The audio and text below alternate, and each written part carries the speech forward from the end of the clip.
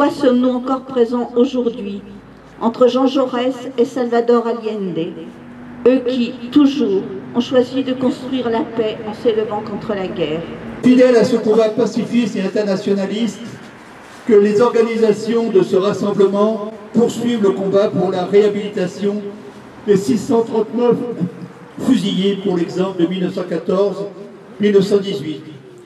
C'est dans les premiers mois de la guerre, en 1914 et en 1915, qu'il y a eu le plus grand nombre de fusillés pour l'exemple. Alors ça, c'est un chiffre qui est surprenant dans son ampleur phénoménale. 140 000 procès contre les soldats qui ne voulaient pas participer à cette boucherie.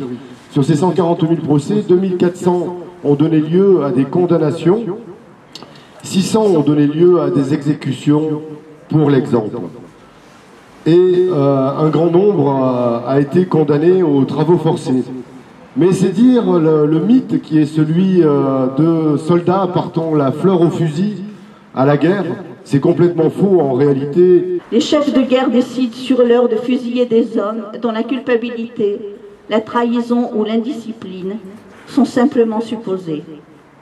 Qu'avaient-ils donc fait pour mériter d'être tués par leurs frères d'armes? Souvent, ils s'étaient trouvés au mauvais endroit, au mauvais moment. Pourquoi s'attacher à ce combat alors même que tant d'autres nous attendent dans ce monde déchiré par les guerres, par l'injustice sociale, par la malnutrition et la famine, par les conséquences d'un réchauffement climatique encore ignoré et contesté par tant de dirigeants politiques, et par encore plus de financiers, d'actionnaires de grandes entreprises, par les prédateurs d'une terre où la vie est chaque jour rendue plus difficile. Année après année, nous revenons ici réclamer votre réhabilitation. Seriez-vous un simple accident de l'histoire, une erreur, une faute qu'il faudrait réparer? Non. Votre mise à mort est au cœur même du système dans lequel nous vivons depuis des siècles, un système de domination et d'exploitation qui a immémorialement décidé qu'un petit nombre de vies privilégiées valent plus que toutes les autres vies. Il exigeait la mort infamante, exemplaire et sidérante de certains hommes pour mieux obtenir l'obéissance totale des autres. Mort extrêmement frappante, puisque le fusillé pour l'exemple meurt pour ainsi dire 2 fois. Individuellement d'abord, et sa lettre d'adieu est un cri déchirant. Socialement ensuite, puisque sa famille ajoutait au deuil la honte d'avoir compté un frère, un père, un époux mort en lâche. La guerre mondiale fut essentiellement l'œuvre des hommes d'argent. Ce sont les hauts industriels des différents États d'Europe qui, tout d'abord, la voulurent, la rendirent nécessaire, la firent, la prolongèrent, ils en firent leur État, mirent en jeu leur fortune, en tirèrent d'immenses bénéfices et s'y livrèrent avec tant d'ardeur qu'ils ruinèrent l'Europe. On a aussi une pensée, bien évidemment, par rapport à l'assassinat de Jean Jaurès, qui finalement, lui aussi, a été en quelque sorte assassiné pour l'exemple, le premier exemple en quelque sorte, pour dissuader les pacifistes d'avoir droit au chapitre et de pouvoir s'exprimer.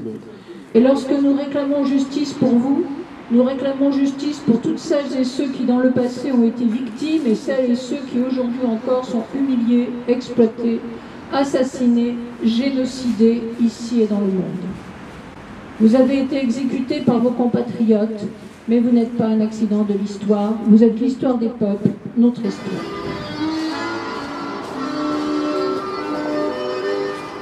Quand au bout de 8 jours, le repos terminé, on va reprendre les tranchées. Notre place est si utile que sans nous on prend la pile. Mais c'est bien fini, on en a assez, personne ne veut plus marcher. À l'heure où le budget de la défense nationale pour 2026 est de 56,7 milliards, au détriment de toutes les conquêtes sociales, à l'heure où le chiffre d'affaires de l'industrie de l'armement française a franchi la barre des 10 milliards, à l'heure où les dépenses militaires des 27 pays de l'Union européenne seraient de 392 milliards en 2025, à l'heure où l'âge des réservistes est porté à 72 ans, à l'heure où Mme Belloubet ministre de l'Éducation nationale en 2024, déclarait « L'esprit de défense n'est pas inné, il doit être cultivé dans chaque citoyen dès le plus jeune âge. Il s'agit de mettre en œuvre la souffrance, la discipline et les rites. Cela pourrait inspirer notre jeunesse. » C'est dénoncer encore et encore le montant inacceptable des budgets militaires. 2718 milliards de dollars en 2024. Au fil des siècles, cela s'est traduit par les multiples formes de l'esclavage, par des invasions, des éradications, du colonialisme, par l'exploitation de l'homme par l'homme dans les mines, dans les usines, dans les carrières, jusqu'à ce qu'il nous soit récemment bien clairement expliqué par quelqu'un que vous reconnaîtrez, qu'il y a ceux qui ne sont rien et les autres. On croit mourir pour la patrie, on meurt pour des industriels. Au cours des 2 dernières guerres mondiales, des atrocités ont été commises, mais ces atrocités avaient d'abord été expérimentées dans les territoires colonisés à l'égard de peuples éloignés dont on pouvait penser qu'ils ne viendraient pas se plaindre. Ainsi du fameux gaz hypérite essayé en Éthiopie, en Namibie et par les Anglais pendant la guerre des Boers. Depuis quand l'Europe inquiète a-t-elle cessé de dormir? Et le monde, de plus en plus souvent, parle d'une voie de régiment. Identité, apte, inapte, c'est tout. Nationalité, allié ou ennemi, rien d'autre ne compte. Profession, soldat ou ouvrier, ça suffira. Une nouvelle époque se prépare. Elle n'a que faire des pères de famille, des frères, des amants. Elle n'a que faire des sentiments, des mouchoirs, des promesses de revenir vite. Elle a besoin d'hommes, de foules d'hommes. Il va falloir s'habituer à n'être qu'un parmi tant d'autres, dans les usines et sous les drapeaux, troupes, foules, régiments. Il est temps d'être nombreux, disciplinés, et c'est glaçant. Parce que c'est un tout petit bruit fragile, mais on sent qu'il porte en lui tant de sang. Puis c'est le bruit des chevaux la nuit sur les pavés, lorsque les régiments montent au front, et on n'en revient pas de voir passer tant de fils, si jeunes tous. Cela continue avec la mitraille. Oui, la mitraille, il fallait bien qu'on en arrive là. Les rodomontades, les menaces, les anathèmes, c'était pour ça. Masser des troupes à la frontière, passer en revue les régiments, c'était pour ça. Accélérer la production d'obus, échafauder des scénarios de bataille, c'était pour ça. À la fin, quand on a bien bombé le torse et compté ses troupes, il faut bien s'étriper. Alors on y va. Et on va venir de loin pour mourir ici. Il en faudra des statues, des monuments, des minutes de silence pour rendre hommage à tous ceux qu'on a sacrifiés. Il en faudra des pelletés pour enterrer tous les corps que le siècle va manger. Et puis ça commence.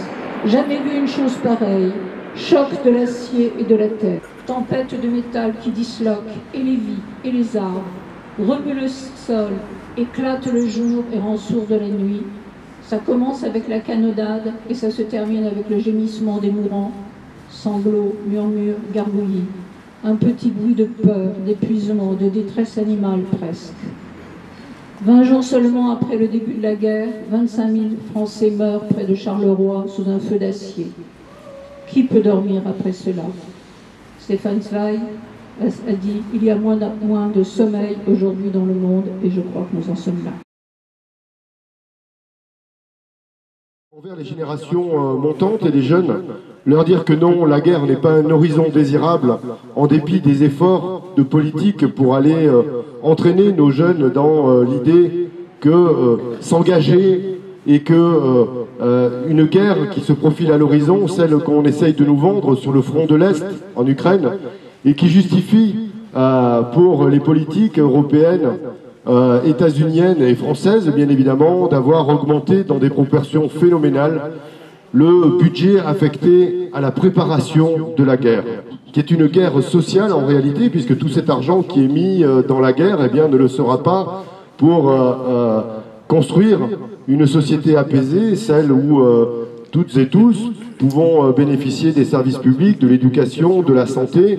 Je prends ces deux exemples en priorité, puisque c'est les deux services publics qui sont le plus mis à contribution. On le voit dans l'examen du projet de loi de finances qui est une véritable boucherie, elle aussi, mais sociale cette fois-ci. Qui laisse introduire l'armée à l'intérieur des écoles, d'abord pour former des porte-drapeaux, pour les valeurs de la République.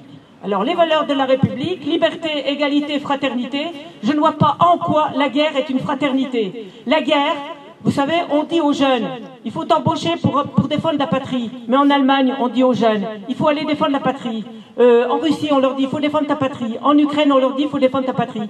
Donc, les gens qui s'entretuent sont des gens qui défendent leur patrie. Alors la patrie, je ne connais pas. Je connais les valeurs, liberté, égalité, fraternité, mais je ne connais pas une nation qui permet la guerre et qui entretue. Quels sont les différents scénarios qui justifient que nous fassions un tel effort de guerre en ce moment et pour les 10 années à venir, hein? Quels sont les différents scénarios qu'on peut imaginer? On a affaire, avec la Russie, à un pays qui est doté de l'arme nucléaire, comme nous le sommes nous-mêmes. Eh bien, l'asymptote de ce raisonnement, c'est qu'à la fin, l'augmentation de la violence du conflit nous amènerait à faire usage de l'arme nucléaire et donc entrer dans un scénario qui, à la fin, signifie, pour des pays qui en sont dotés, eh bien, une destruction totale et réciproque. Vous savez, il y a eu à Paris, le 5 octobre, un grand meeting contre la guerre, où il y étaient représentés les États-Unis, était représentée l'Angleterre.